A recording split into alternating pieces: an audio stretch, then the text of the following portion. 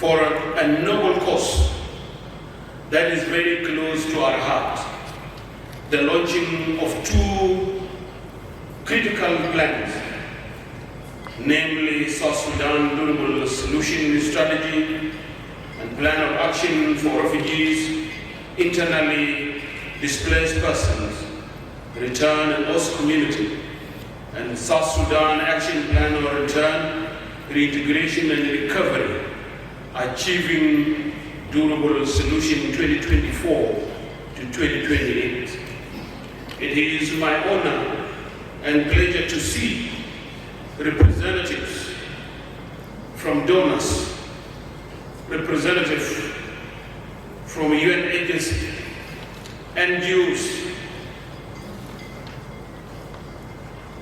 and a representative from UN agencies led by Deputy Special Representatives in the United Nations Mission in South Sudan and the Resident Coordinator in South Sudan, Madam Kiki, and her colleagues who have worked tirelessly with us on so many different and complex spaces to address the humanitarian crisis in the country. I would like to extend my gratitude once again to the technical team led by my brother, Honorable Santino Bol, for their efforts, updating these action plans with the integration of the Durable Solution Strategy for implementation. With this being said, I especially acknowledge the presence of Relief and Rehabilitation Commission states and administrative area chairpersons accompanied by the representatives of line ministries at sub-national level. They too witnessed the validations of this action plan in July after RRC, with the support from our partners, conduct participatory consultations at the states and administrative areas.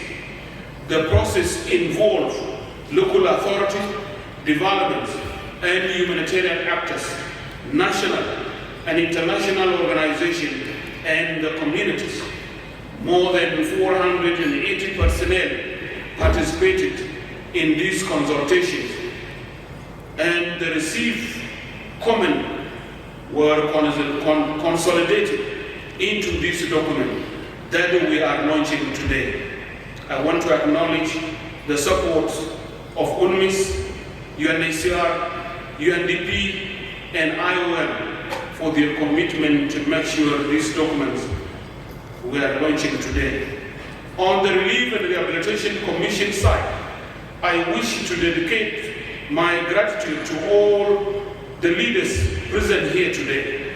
I have to admit that all the times we knocked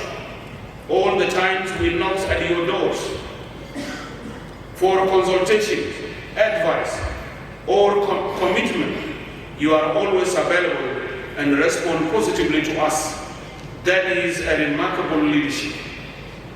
And without naming a specific individual and organization, because you are many, I wish to offer a special words of appreciation to all colleagues and partners who have made contribution either with the materials, resources, time, or in any other aspect to realize the completions of the plan, and also to accept invitation to take part in this special event. I would like to recognize our colleagues from the University of Juba, who has done a great job. I thank him for the work that he has done. Your Excellency, the plans we are launching today are a very important part of the realizations of sustainable peace in South Sudan. Parties such as IGAD led the revitalized agreement on the resolutions of conflicts in South Sudan, agreed in Chapter 3 to institute programs for relief, protection, repatriation, resettlement, reintegration, and rehabilitation of internally displaced persons and returnees in coordination with the United Nations and other relief, humanitarian, and development Their presence here today is critical. Ladies and gentlemen, you all are aware that the humanitarian situation in the country has worsened over the past few years due to floodings. Priority to the ongoing floods, the worst in decades, nearly 9 million people require humanitarian assistance. The floods have so far affected close to 800,000 people and is further escalating humanitarian crisis. Your Excellency, Mama, the available data show that there are nearly 2 million people remain displaced across the country. About 1 million South Sudanese refugees have returned to the country since 2018. Majority of returnees are settling in the state's capitals and IDP settlements with a little support. At the same time, South Sudan is hosting about 460,000 refugees and asylum seekers, mostly from Sudan. Fellow colleagues, desirous to lead the government in fulfilling provision in Chapter 3 and in considering the human suffering, the enormous humanitarian challenges, and the threat posed by the continued displacement to the country, healings and peace process. The Relief and Rehabilitation Commission and the Ministry of Humanitarian Affairs, Disaster Management under the leadership of Honorable Albino Akol have been working with partners to come up with a durable solution for the displaced population in the country. The two plans were developed with the support and in consultations with the UN agencies, international and national NGOs, academia, experts, and all other stakeholders, including representatives from the displaced and returnees community. Government line ministers, the plan takes into consideration national, regional, and international guiding principles in regard to addressing issues of internally displaced. Your Excellency, the main objectives of the GOES plan centered around achieving durable solution is to achieve a more strategic coordinations and collaborative action for a dignified return, resettlement, and reintegration of vulnerable people affected by the conflicts.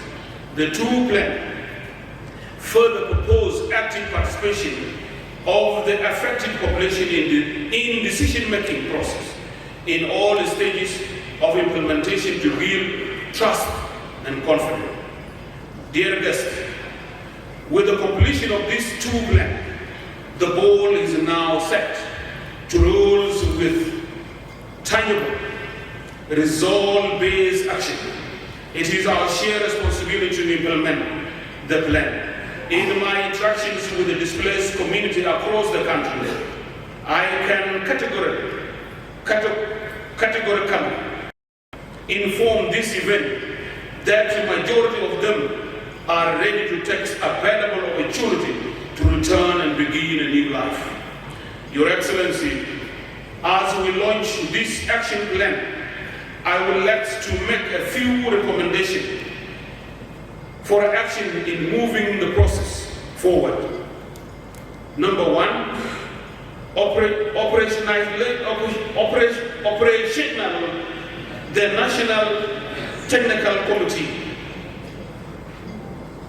that will be meeting regularly to coordinate, monitor, and report the implementation of the action plan. Organize a steering committee, briefing meetings with the President and IGAD office to lobby for support of the implementations of the plan and establishment of a special fund for reconstruction as enshrined in the Chapter 3.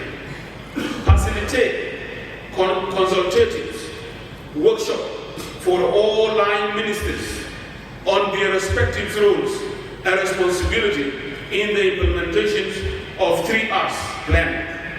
RRC would be willing to take a lead in coordination that the workshops with the support from partners.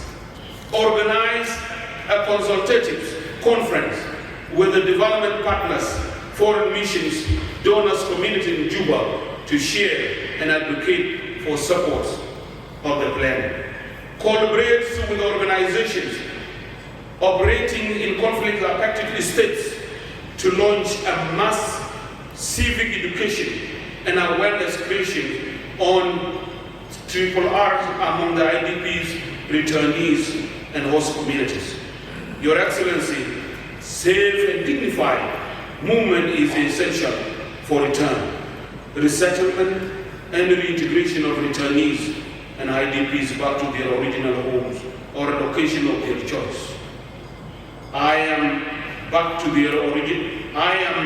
glad, Honorable Mama Rebecca, Honorable Albino, Minister of Humanitarian Affairs, Honorable Awude, Minister of General Education, our good donors who are present here in this launch and will be very supportive in ensuring those people returning are safe.